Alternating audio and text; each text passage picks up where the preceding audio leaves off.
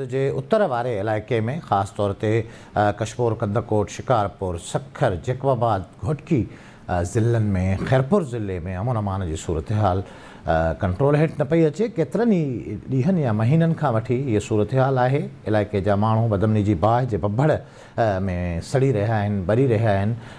हुकूमत, पुलिस, लाॻापियल law enforcing agencies अमन अमान वारी सूरत हाल ते कंट्रोल न पिया करे सघनि। इहो ई सबबु आहे जो अॼु जमात इस्लामी जो सरबराह सिराज उल हक़ कंदकोट पहुतो आहे ऐं कंदकोट में जमात इस्लामी जे तरफ़ां हिकु एहतजाजी रैली कढी वई आहे। एहतजाजी रैली में तमामु वॾे अंग में जमात इस्लामी जे कारकुननि ऐं इलाइक़े वासियुनि शिरकत कई आहे। सिराज उल हक़ साहब जो चवणु आहे त कशमोर कंदकोट ज़िले में गुज़िरियल हिकु साल जे दौरान 400 माण्हू अगवा कया विया आहिनि ऐं 100 खां वधीक माण्हू क़तल थी चुका आहिनि। हीअ सिंध ऐं बलूचिस्तान जे बॉर्डर वारो ज़िलो आहे जिते बदकिस्मती सां सभ खां वधीक अगवा जा वाक़िया पेश अचनि पिया। हिंदू बिरादरी, मुख़्तलिफ़ कम्यूनिटीज़ सां तालुक़ु रखंदड़ माण्हू, मासूम ॿार, औरतुनि खे अगवा करे कचे में बांदी बणायो वञे पियो।